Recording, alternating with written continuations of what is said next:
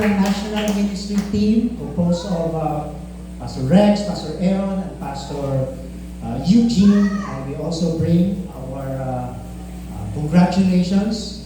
At in behalf po sa buong Pilipinas ng GCI na over 60 churches, pinapadala din po ang pagbati. And if I can also bring sa buong denominasyon po natin, sa buong mundo na about 500 churches, binabati din po.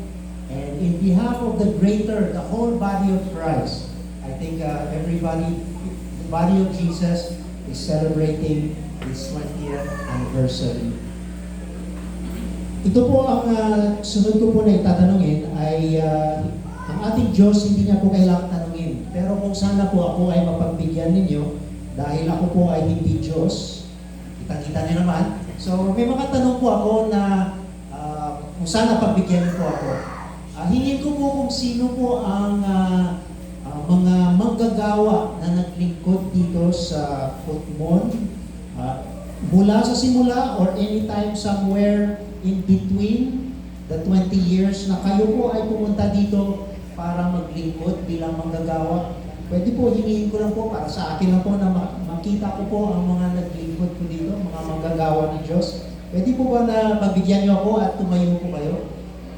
Ang mga manggagawa, ministry workers po, ang alam po natin. Ang ministry workers po na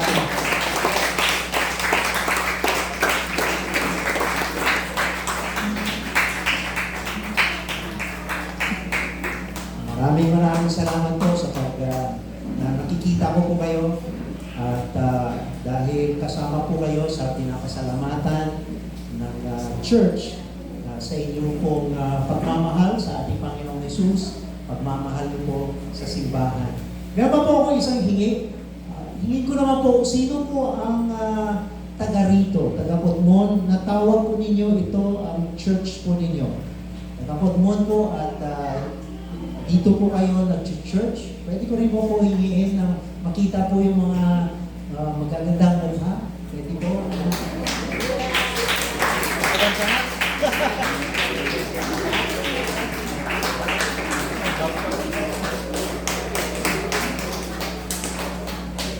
Maraming salamat po. Tayo po ay magkakapatid sa dugo ng ating Panginoong Hesus. Tayo po ay bahagi ng katawan ni Jesus at tayo na po talaga ay magkakapatid because of our Lord. Yung kanina po yung ceremony ay ito po mga ceremony na may aaminin ko po may halong lungkot. Yung ceremony ng pagbibigay honor kay Pastor Lando and also kay Pastor Domi as they kung ano pa in one way pass on the torch. Ito din po ay naramdaman ko noong panahon na si Pastor Eugene ay nag-retire na rin po siya. So kaya po nasabi, ang ND po, yung National Director ay nagbago. Pero yung isang ND po ay hindi nagbago. Si ang ating kapatid ay hindi nagbago. Si Orly. Pero sinasabi ko po na talagang may halong lungkot dahil sila po na manggagawa ay we look to them and we see, nakikita po natin ang bunga ng pag-ibig ng ating Panginoon sa kanila, na sa kanilang katapatan, sa kanilang tiyaga, sa kanilang labor of love, ay nakikita po natin na tapat ang ating Diyos sa pamagitan po ng binibigay po nila. Kaya yung ito pong punto na to ay yung parang sana forever ito nakasama natin sila. Pero lalo na ito ay church anniversary, maya-maya makikita po natin ang disenyo ng ating Panginoon ay disenyo na magpatuloy po ang iglesia. Ang iglesia. At bawat isa po ay may parte po tayo. Dahil tayo po ay nilikha sa ilalim ng panahon. May panahon po tayo, panahon. Hindi gaya ng Diyos na siya ang lumikha ng panahon, so labas po siya sa panahon. Pero tayo, ginawa niya na sa ilalim ng panahon at meron po tayong mga toka-toka, lalo na po sa iglesia. Kaya nga po tumatagal at patuloy ang iglesia. Pero muli po ay nais po natin pasasalamatan ang mga manggagawa ng Diyos na nakikita po natin ang kanilang katapatan dahil naging tapat ang Panginoon sa kanila. At pinupuri natin ang Diyos, pinapasalamatan po natin sila at ang kanilang pamilya. Dahil kung kayo po ay naglilingkod sa Diyos, alam niyo po na kasama po dyan ang pamilya.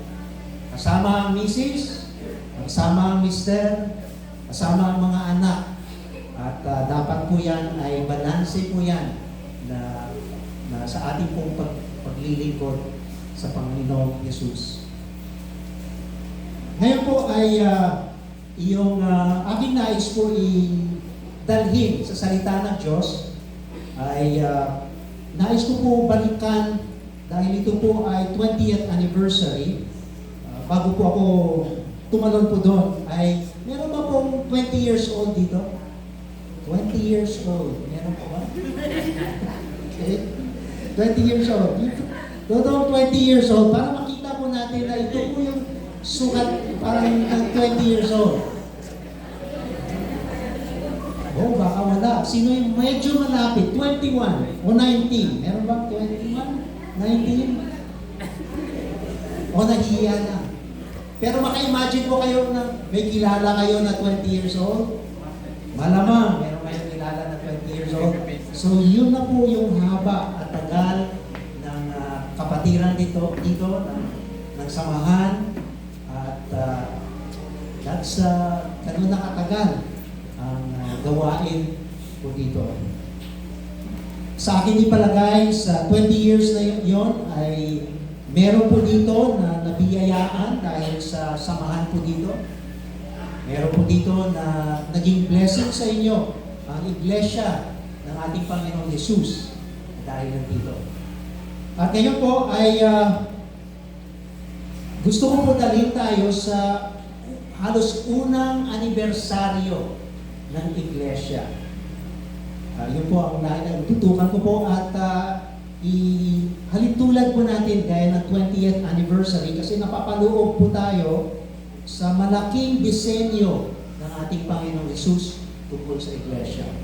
At ito po ay part ng sermon, pero gusto ko rin po sabihin na sa ating po kanina paglalo na sa kantahan, sa ating pagsamba, importante po yun na tuloy-tuloy po tayo natututo magsamba at magpasalamat at magpuri. Dahil mukhang may nakasulat sa banal na kasulatan na darating ang punto na ang buong mundo ay mapupuno ng kaalaman.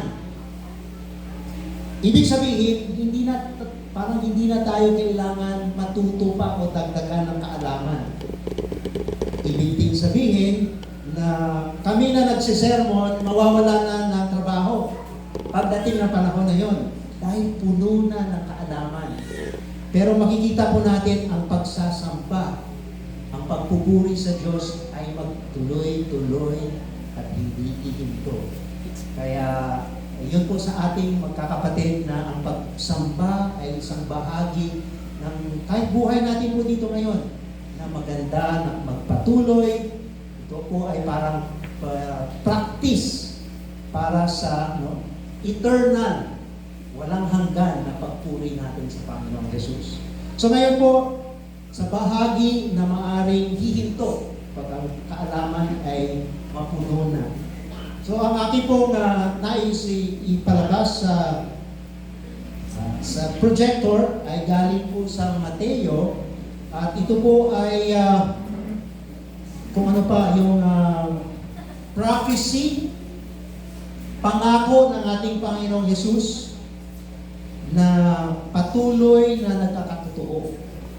Marami po mga sinabi ang ating Panginoong Yesus. In fact, lahat na kanyang prophecy ay nagkakatotoo. Kaya pati pa po yung hindi pa nagaganap ay makapasigurado tayo na maging totoo din. Gaya ng pagsabi niya na siya ay babalik muli at maging ganap na kaharian. So ito ang makikita po natin is a prophecy. Ang hako niya tungkol sa simbahan, sa iglesia. And parte po tayo sa fulfillment, sa pagpatuloy o yung paggaganap ng kanyang prophecy. So ito po ay galing sa Mateo. So yung simula po niyan ay mula sa verse 15, pero mas makita po natin ay sa verse 16. Ito po ay nag-uusap ang ating Panginoong Hesus sa kanyang mga disipulo. Tapos ang tanong niya ay, sino bang sabi ng mga tao tungkol sa akin?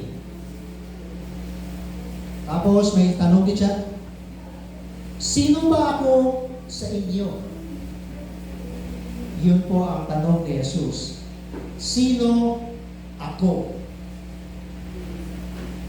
Maganda din siguro sagutin po natin yan dahil tanong, sino si Jesus para sa inyo? Para sa buhay po ninyo ngayon, Hulyo 21, at itong sa panahon, sa season ng buhay ninyo, sino po si Jesus para sa inyo? Sino po ang iniisip niyo o ano ang paliwanag ninyo? Sino si Jesus? Dahil ito po ay mamaya makita po natin, ito ay hindi lamang para bang bagay na kopyahin mo lang ang iba kung anong sagot nila.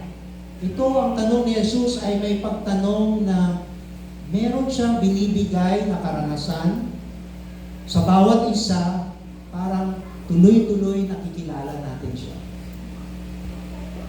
Palagay ko, gaya po sa narinig ko na ng mga testimony ni Pastor Lando, ni Pastor Domi, yung kanilang sagot kung sino si Jesus ay malaman yung mga karanasan, yung mga bagay na dinaanan nila. Para po sa inyo, sino po si Jesus para sa inyo? Maganda din na lingunin po yun at maalala natin kahit sa araw po na ito na 20th anniversary, sa mga anibersaryo po natin sa ating Panginoong Jesus, sino po siya sa inyo? Yun po ang tanong dito. This is Matthew chapter 16. Tuloy po natin. Sabi ni Jesus sa mga disipulo din tayo. Kaya nang tinatanong din sa atin, ngunit para sa inyo, sino ako? Tanong ni Jesus. Sumagot si Simon Pedro, isa sa mga disipulo, kayo po ang Kristo, ang anak ng Diyos na buhay. Sunod po na slide, sabi po niya, dahil sa sagot ni Simon Pedro, sinabi sa kanya ni Jesus, pinagpala ka, Simon, na anak ni Jonas, sapagkat ang katotohanan ito ay hindi inihayag sa iyo ng sino mang tao, kundi ng aking Ama na sa langit. Ang parang sinasabi ni Jesus, matalino ka, Simon Pedro, pero kulang pa yung katalinuhan mo, sa sariling talino mo. Kailangan ka ng tulungan ng banal na Espiritu para nakuha mo ang tamang sagot. Kaya nga pati po sa ating buhay, ang karanasan natin ay natuturuan po tayo kung sino si Jesus sa karanasan natin. Pero kulang po yun. Ang karanasan natin, ang kakayahan natin bilang pisikal na likha ng Diyos ay, sabi nga, parang 5 lamang po yung pisikal na senses natin. Yung sense of feel or touch. Nalalaman natin ang isang bagay dahil, ito matigas, ito malambot. Isa po yun, nakikilala natin ang isang bagay. Nalalaman din natin sa pamagitan ng pagtikim. Nalalaman natin, ito masarap, ito matamis, ito maangat, ito ay maasim. Nalalaman po natin. Nalalaman din natin ang isang bagay sa pamagitan ng pandinig, gaya ng mga magagandang nadinig natin kanina na musika at may halong mga kataga na tayo po ay nakakasali sa pagsamba. Naririnig po natin. So, 3 na po yun. O 4 na ba? Hindi ako napagilan. Sense of touch, sense of taste, sense of hearing. Isang bagay din po ay naamoy po natin. Naamoy natin yung isang bagay at yun ay nagtuturo sa atin kung ano po yun. Yung sinasakyan po namin kanina ay nag-aamoy white flower. Kasi kailangan ko po mag-white flower dahil ligtas po kami nakarating dito, pero minsan naninibago sa patag po sa amin ay dire-diretso lang halos ang kalsada. Dito po gumaganyan, kaya naglabas po ako ng white flower. Kung kilala niyo po yung pabango na yun. Oh. So, the sense of smell. So, yung mga bagay po na tayo physical ay doon lang po natin nakikilala sa karanasan po natin ang mga bagay-bagay. And in many ways, nakikilala din natin ang Diyos sa pamagitan na ganyan. Ang mga sa sense of na makikita naman natin. Maari pag makikita po natin ang magagandang tanawin, ay makikita po natin na talaga ang Panginoon natin ang tagapaglikha. So sa ating pong kakayahan, ay meron po tayong limitado na matutunan tungkol sa ating Diyos. Pero sinasabi po dito ng ating Panginoon Jesus, kulang pa po yun. Kailangan po dagdagan ng pangungusap ng Diyos, ng banal na Espiritu, para mas maintindihan natin kung sino siya.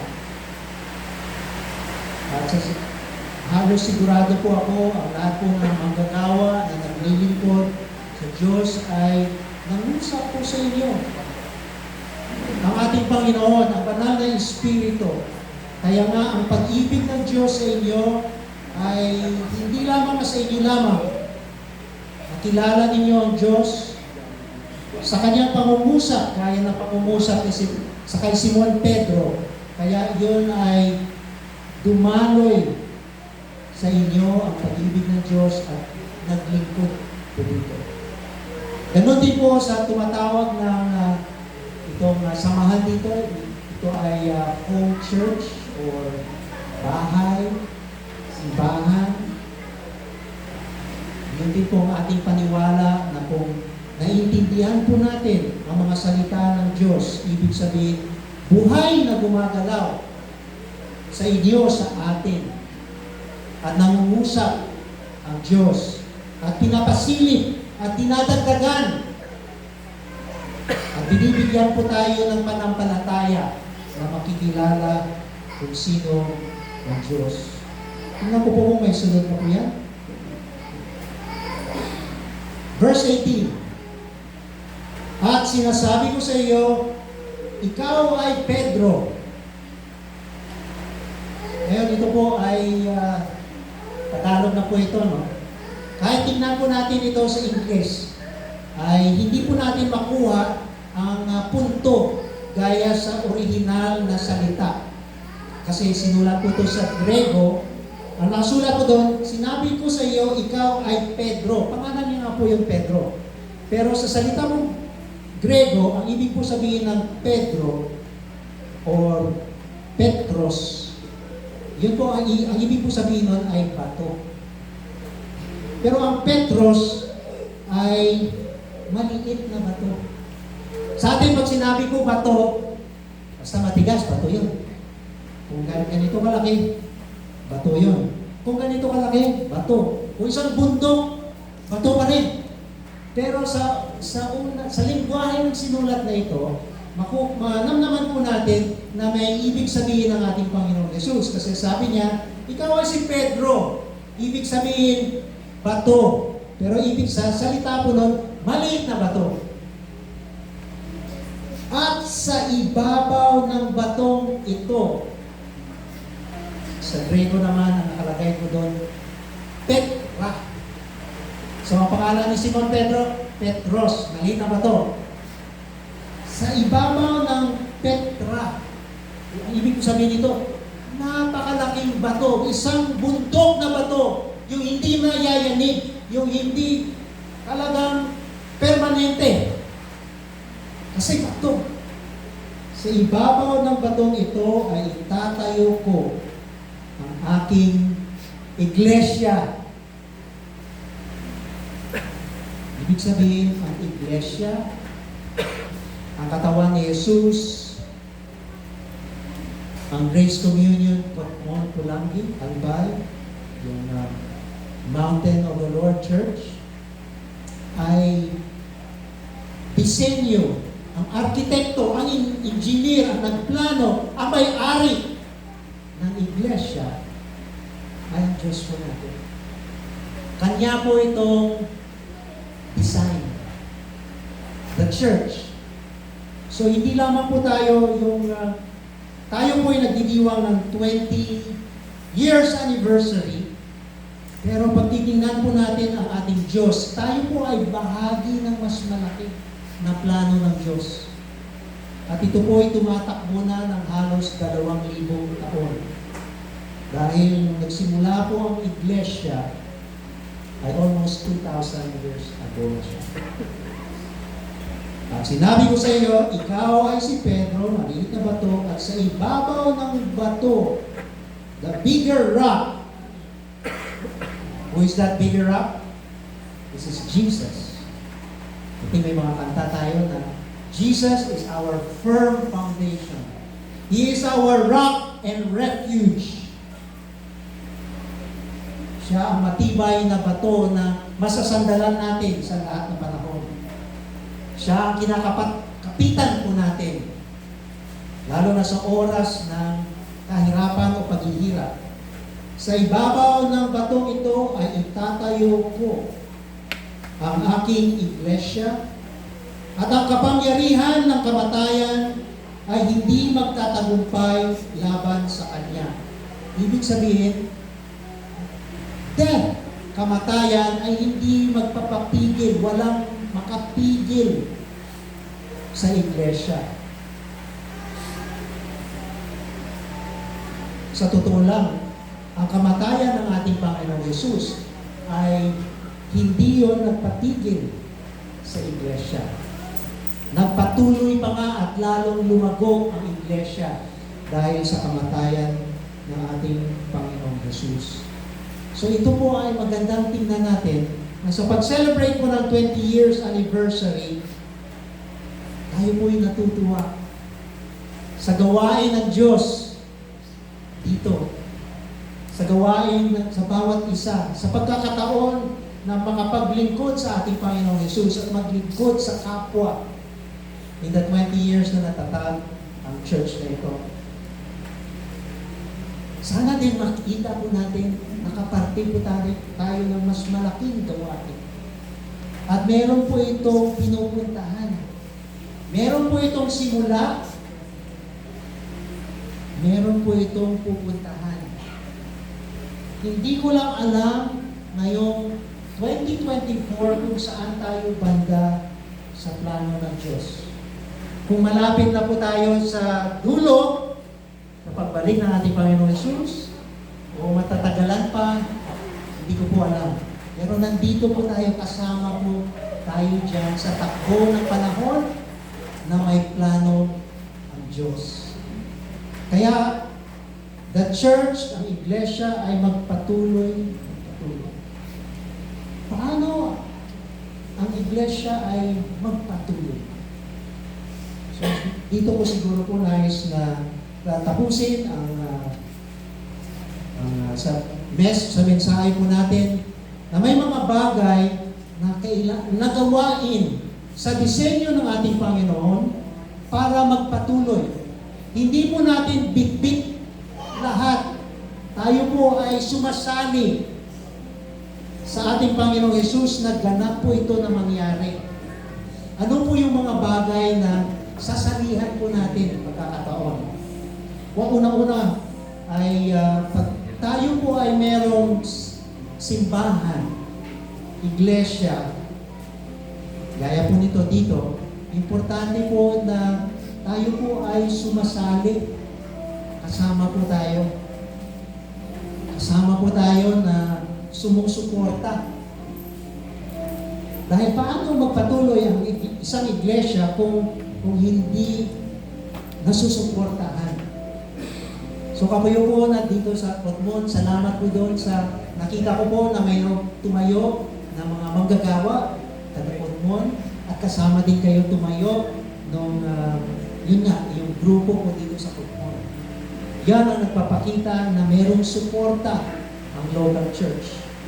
Yun din sa palagay ko ay bunga na nakita ninyo si Pastor Lando at mga kasama na naglalakbay para makarating dito at maglingkod. At sa disenyo ng church ay ang simbahan ay komunidad. So maraming salamat sa mga taga rito na nagsusuporta sa church, nagsusuporta sa ibang mga paraan. Kung kayo ay napapalapit na sa naglilingkod, ay mararamdaman po ninyo na maraming pangangailangan ng iglesia. Isa po doon ay pangangailangan ng pananalapi. Pananalapi ay bagay na binibigay ng ating Panginoong Hesus sa bawat isa. At ito ay paraan din na maibigay natin sa iba. Ang mga manggagawa, nagsusuporta sa pamagitan ng pananalapi. Through the blessing of the Lord. And yan po isa sa mga practical na paraan para magpatuloy ang iglesia. Pangalawa po, isang paraan na tayo po ay sumali sa gawain ng iglesia para magkaroon pa siya ng maraming anibersaryo ay mag-imbita. Meron po ako isang narinig na meron ba 3 hindi na magandang pansinin ng mga membro ng iglesia para magpatuloy siya. Unang hindi taga rito. Ibig sabihin may dayo, may bago sa komunidad. Pag merong hindi taga rito, may dayo na dumating, imbitahin po sila. Yung hindi taga rito, dahil ang parang assumption ko doon, yung lahat na taga rito, naimbita na. Tapos kung may dumadating na bago, yung hindi taga rito, imbitahin. Pangalawang hindi. Yung hindi tumatakbo ng maayos ang buhay. Kung meron po kayo nalalaman na maraming problema, nagkabuhol-buhol ang buhay, hindi maayos ang takbo ng buhay, akayin sa iglesia. Dahil sa pamagitan sa iglesia ay mailapit po natin sila sa ating Panginoong Hesus na tumutulong at alalay sa mga tao na dumadaan ng pagkabuhol-buhol sa buhay. Kadalasan, bukas po tayo sa ating Panginoon pag medyo buhol-buhol po ang ating buhay. So, yung hindi maayos ang takbo ng buhay, imbitahin po natin sila. Pagkakataon po yun. Pangatlong, hindi preparado sa buhay. Yung kulang pa sila sa pagsasanay. Kulang pa po sila, marami pa po silang bagay na kailangan matutunan. Gaya ng mga kabataan. O kaya minsan, hindi masyadong bata, pero kailangan pa rin ihanda sila sa buhay. Kung makilala po kayo na gano'n, imbitahin po sila.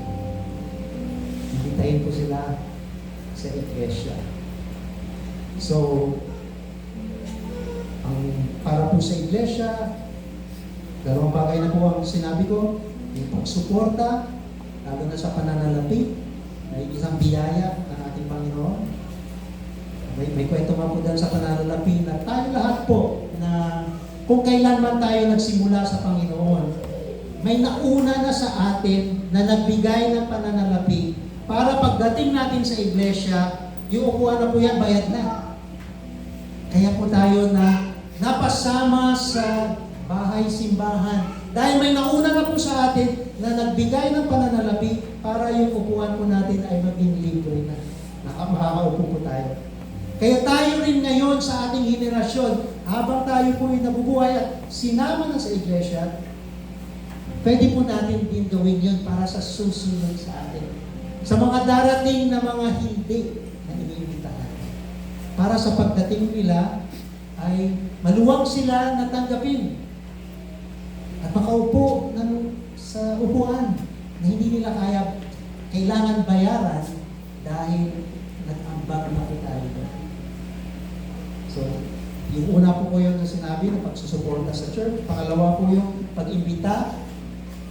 Pangatlo po ay ang pag-volunteer. Si Pastor Lando ay sa aking kaalaman ay nag-volunteer 20 years ago para ito po ay masimulan. Kung tama ang ating po pag-aalala, sila po ay grupo ng mga sa simbahan at sa kanilang discernment sa pangungusap ng Panginoon na dito po magtatag. So sila po ay nag-volunteer. Dito rin po may nakikita na po ako na local na na-develop na mag-volunteer. Ang bawat po bahay, simbahan ay kailangan ng mga volunteers. Kailangan po may mga volunteers, kailangan po natin sa cycle. Si Simon Pedro po ay 2,000 years ago, siya po ay volunteer to serve Jesus, to serve the church. At sila po ay nagbuo din, nag-mentor ng iba para magpatuloy para meron pong anniversary ang church. So dito po, sinimulan, meron din po dito po sa pagsimula. 20 years ago, may nag-volunteer para magkaroon pa ng 21st anniversary, 22nd anniversary, 50 years anniversary. Dito po ay kailangan na sumali sa gawain, mag-volunteer po. As we are touched by the Lord, na tayo po ay sumali at maging bahagi sa church. Nais ko po magtapos sa pamagitan po ng mula po sa tuloy po natin sa in Acts. May tugtong pa po yun, may blanco, tapos tuloy lang, isa pa, tapos isa pa. Dito po ako, nais ko po itapos ang mensahe na dito po sa Acts chapter 2. Ito po yung unang first anniversary, unang taon na tinatawag natin ng New Testament Church. Dahil si Simon Pedro, siya po ay nagsalita. At sa araw na yon ng Pentecost, ay nagkaroon po ng 3,000 na nadagdag sa simbahan. Kasama po siguro sa mga 150 na nandun na. At pag ikaw po ay kasama na sa kapatiran, ang makikita po natin doon sa unang anibersaryo, ito po yung mga bagay na ginawa po nila bilang iglesia. At palagay ko, sa nakaraan na 20 years, ito po ay ginagawa din. So parang ano lang po ito, refresher. Paalala na sa unang simbahan, iglesia, ito po yung ginagawa. At maaari po ito din ang bagay na patuloy na magtulak. So, tingnan po natin ano po ginawa nila. Inilaan nila ang kanilang mga sarili upang matuto sa turo ng mga apostol. Ang ibig po sabihin doon, narinig nila ang magandang balita at sa pagkarinig nila ng magandang balita, ay kailangan din na magdagdagan dahil ang magandang balita ay aapektuhan ang lahat natin na aspeto ng buhay. Maramdaman natin ang pagmamahal ng Diyos, tatanggapin natin siya sa tulong ng banal na Espiritu, tapos pagiging disipulo ni Jesus, malalaman po natin na ang magandang balita ay magkaroon ng epekto sa ating relasyon, mag-asawa, sa ating mga anak, sa ating mga magulang. May epekto po yun sa ating pag-aaral, may epekto doon po sa ating pagpapatakbo ng ating hanapbuhay o sa ating pag-empleyo. May epekto po sa ating pananalapi. At ang magandang balita ay hindi lamang para sa ating kaligtasan ng ating kaluluwa. Magandang balita din siya para sa ating pamumuhay dito. Dahil ang ating Panginoong Diyos ay siya po ay nagbibigay ng mabuti, lahat ng mabuti. Kaya pati po sa ating mga relasyon sa bawat isa, yun po ang ibig sabihin na matuto sa turo ng apostol, mga apostol. Dahil doon po na sa pamagitan ng Bible studies, sa pag-sharing ng bawat isa, natututo pa, ganito pala magharapin ang mga pagsubok sa buhay. Ganito pala ang aplikasyon ng magandang balita pag tayo po ay may problema sa pamilya. Ganito pala ang magandang balita, tinuturuan tayo paano natin daanan ang mga kahirapan at maging blessing po sa atin. Magbigay po sa atin ng kalakasan. Sabi ko ng bayaw ko na dating pastor din, sabi niya na ang kanyang karanasan ay pag dumadaan ng kahirapan, ang gusto natin palagi ay alisin ng ating Panginoon yung mabigat na dinadala. Pero sabi niya sa paglingon ko niya daw sa buhay niya, kadalasan hindi inaalis ng Diyos. Ang mabigat, ang ginagawa daw ng Diyos ay dagdagan yung muscle. Para yung mabigat ay hindi na masyadong nakakayanan na. At yan po ay natutunan natin sa pamagitan ng mga turo ng mga apostol. Dahil mula sa mga apostol, naturuan po sila mula kay Jesus. Yung sunod, magsama-sama bilang magkakapatid. Malaking bagay po sa isang simbahan na magkakapatid ay magsama-sama, nagkakaisa. Kung kayo ay medyo may karanasan na sa simbahan, talaga may mga sitwasyon kung saan ay may mga problema. Pero binabalik ng ating Panginoon na ang pagiging magkakapatid sa dugo ni Kristo ay mahalaga na bagay. Pagsama-sama. Pangatlo, magsalo-salo sa pagkain at tinapay. Bago pa kami paakyat po dito, meron na po akong picture na nakita na may salo-salo po dito kanina. Yan po ay part of fellowship at nadadagdagan po yung tibay ng samahan. Hindi lamang dahil masarap ang pagkain, pero sa pamagitan ng pagkain ay mukhang merong nangyayari na sa pagsama-sama ng pagkain ay lumalakas din ang samahan. May ibig din po sabihin niya na ang pagkain ng tinapay, sa konteksto po niyan, na ang pag-communion. To remind us of the communion na sinimulan ni Jesus of His body and blood. Malagay ko mamaya po may communion tayo. At sa huli ay manalangin. Manalangin. So I believe for 20 years, yan ang bagay na ginagawa ko dito. Matuto, patuloy na mag-aral, patuloy na makinig, patuloy na magtipon-tipon, matingnan ang mga salita ng Diyos, magsama-sama, maging magbuklod, at gumawa ng mga programa para magpatuloy ang simbahan at iglesia. Salo-salo. At matipon, manalangin. Sa pagpamagitan po nito ay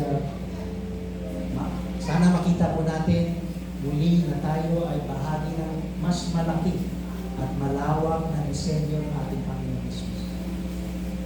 At salamat na yan ay yung mga bagay na nakikita dyan ay bagay na ginagawa ko dito sa Pokemon na naging biyaya kaya nagkaroon ng 20 years anniversary.